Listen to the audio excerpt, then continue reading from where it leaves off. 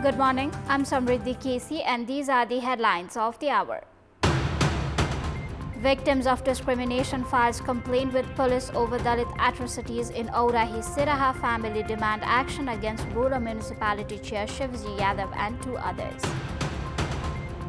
Political parties, both ruling and opposition, take to the streets with various campaigns engaging the public, claim to focus on people's issues but fail to address citizens' dissatisfaction.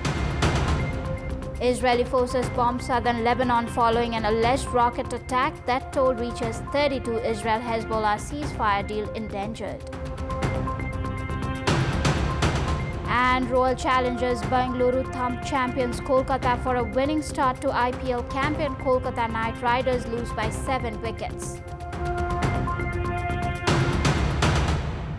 Welcome back. In Aurahi Siraha, the victim's family has filed a police complaint regarding atrocities against Dalits during a Mahayagya ceremony. Accompanied by a Dalit leader, they reached the Siraha District Police Office this evening to formally register the complaint. Deepak Malik, a Dalit victim from Aurahi Rural Municipality 5, has filed a complaint naming Rural Municipality Chair Shivaji Yadav, former Ward Chair Dilip Yadav and Bajrangi Baba as defendants. The complaint, supported by former National Dalit Commission member, demands legal action against those responsible and compensation for the victim due to caste-based untouchability, house vandalism and displacement. Siraha Police Chief Ramesh Pandit confirmed the complaint and stated that legal action is underway. Caste untouchability is punishable by 3 months to 3 years in prison and a fine of 50,000 to 200,000 Nepali rupees. On February 22nd, Rural Municipality Chair Shivaji Yadav, former Ward Chair Dilip Yadav and Bajrangi Baba demolished Deepak Malik's house at the Mahayagya site. Police arrested Yadav and Dilip on Friday evening, but Bajrangi Baba remains at large. The District Police Office in Siraha is conducting a search operation to find him.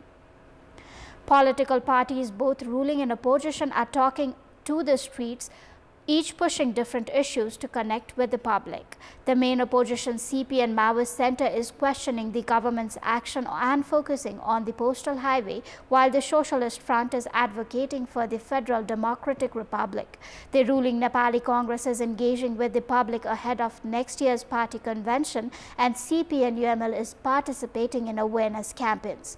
While these movements are presented as people-centered, they have yet to effectively address citizens' concerns and grievances.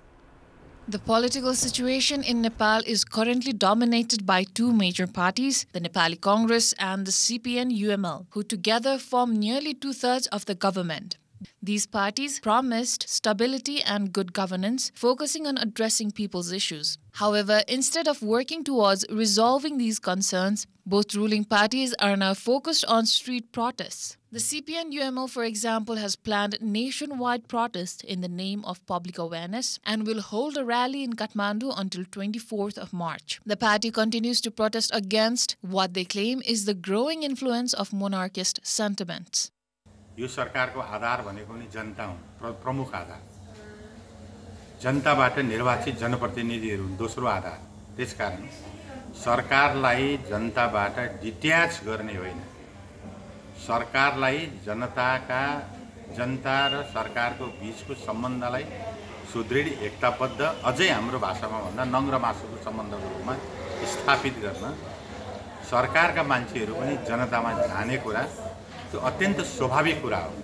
यसलाई एकदम भयावह ढंगले चित्रण गरेर.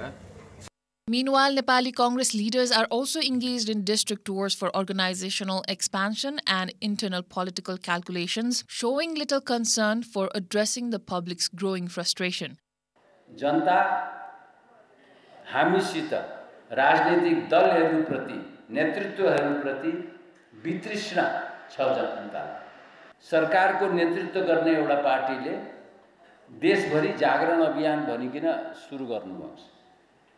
अहिले त्यो समय हो, उपयुक्त समय हो भनेर प्रश्न चिन्ह हामीले अब गर्नुपर्ने बेला छ। The opposition, particularly the CPN Maoist Center, has been critical of the government's performance and is focusing on campaigns against corruption and mismanagement.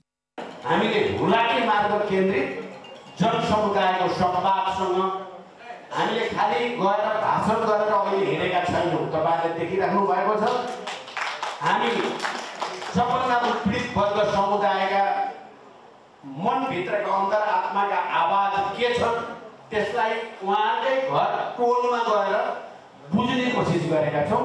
Other opposition groups, including the Socialist Front, which consists of 4 parties, have planned their own protests in Kathmandu. Rashtriya Prajatantra Party and Madhya-based parties are also organizing their own movements, each pushing their own agendas. Some groups, including RPP, have been accused of trying to undermine the democratic system during this period of public disillusionment. While it's not uncommon for political parties to engage with the public, the current trend of focusing on internal party issues rather than addressing public concerns might not lead to positive outcomes. Experts say the ruling parties in particular should be focusing on resolving people's problems rather than taking to the streets with no clear agenda. सरकार राम्ररी सञ्चालन गरेर जनताको मन जित्ने पर्ने बेला हो। प्रतिपक्ष स्वाभाविक रूपमा भोलिको सत्तापक्ष हुनको लागि सडकमा जानको लागि सधैँभरि त खुला छ। अब त्यसले के बुझिन्छ भने सबै सडकमा जान खोजेको कुरामा चाहिँ के देखिन्छ भने सबै चाहिँ जनता असन्तुष्ट छन्, आक्रोशित छन्, निराश छन् भन्ने कुराको स्वीकारोक्ति चाहिँ सबैलाई रहिछ। तब नै सबै सडकमा जानेछन् हैन। Welcome back. Many areas in Nepal are facing a severe shortage of drinking water due to rapid population growth, deforestation and overexploitation of natural resources. The lack of proper management and protection of watershed areas has worsened this situation. Although the government allocates significant funds annually for watershed protection, there has been a little progress.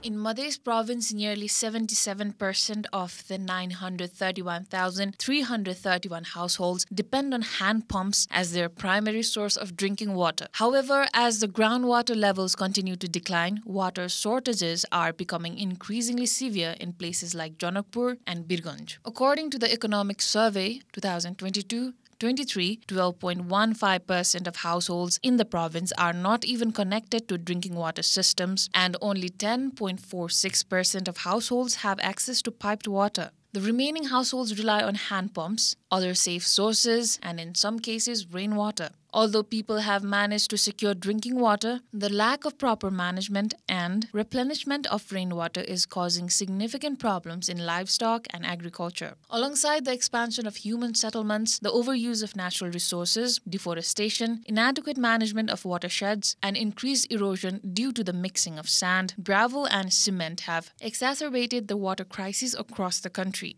पहिला पानीको अवस्था राम्रो थियो त्यतिखेर पोखरीहरू थियो वरिपरि गाउँको वरिपरि अब पोखरी भएपछि गाई बस्तुलाई चपाएलाई पानीको सुविधा थियो अहिले त्यो छैन पोखरी छैन खानालाई जसो जसो चलिरहेछ त्यो पानीको यदि पर्याप्त किसानसँग त्यो गाछसम्म बोटबोटसम्म पानी गएपछि त त्यसले केही न केही उपलब्धि हुन्छ तर त्यो छैन र आपको मात्र होइन अन्य बालीहरू पनि यहाँ पछाडी परेछ हाम्रो 6 महिना पनि जाँदैन योले हामीले केही अन्य ठाउँमा किसानका छोराहरू चाहिँ काम नगरे विदेशमा काम नगर्दिए अनि यो ठाउँ बाहेक अन्य ठाउँमा नगएर नकाम गरेपछि यहाँ भुके बस्ने स्थिति आइरहेको छ.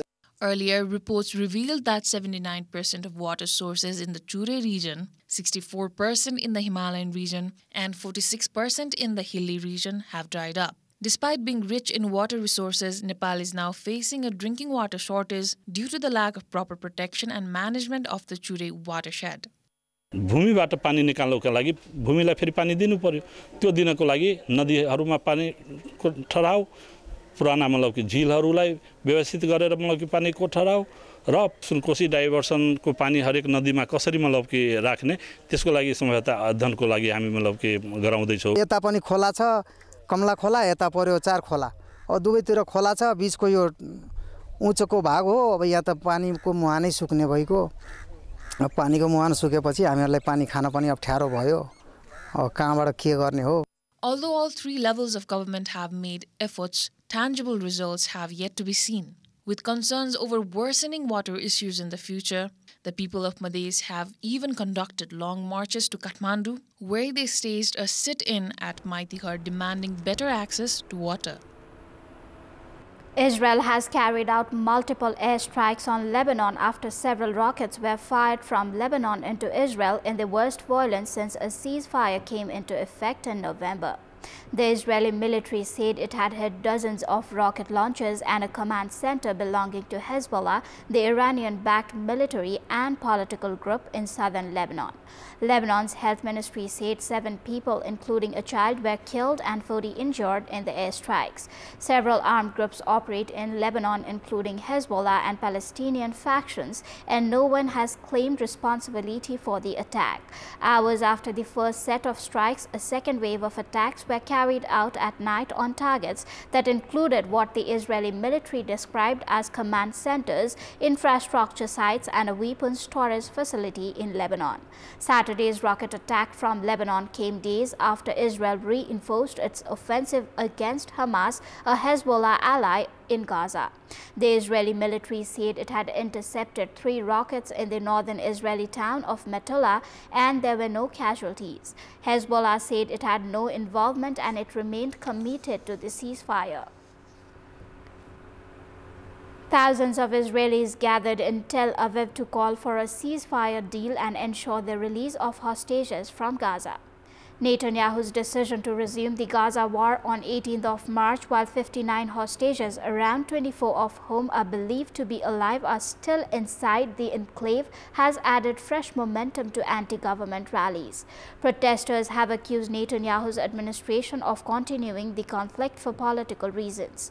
Israel has resumed bombing and ground operations in the Gaza Strip as it presses the Palestinian militant group Hamas to free the remaining hostages. At least 130 Palestinians were killed and 263 wounded in the past 48 hours of Israel's offensive attack. Tuesday's first day of resumed airstrikes killed more than 400 Palestinians, one of the deadliest days of the 17-month-old conflict, with scant let-up since then. U.S. Special Envoy Steve Witkoff said he is optimistic that the Trump administration can broker a 30-day ceasefire between Russia and Ukraine. Russian President Vladimir Putin had questions about how to handle a wide range of battlefield scenarios during a Tuesday telephone conversation with President Donald Trump and U.S. officials. Witkoff, who is officially Trump's Middle East envoy, has played a growing role in efforts to bring about an end to the 3-year-old Ukraine war. The Kremlin said this week that Putin had agreed in a call with his U.S. counterpart Donald Trump to observe a 30-day ceasefire on energy targets.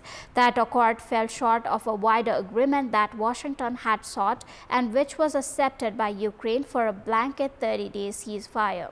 Both sides have traded accusations in recent days of compromising peace efforts as air attacks have continued.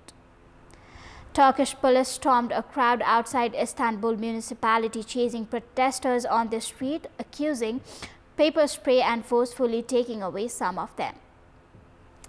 Tens of thousands of people had gathered outside the municipality building yesterday for a 4th night in a row.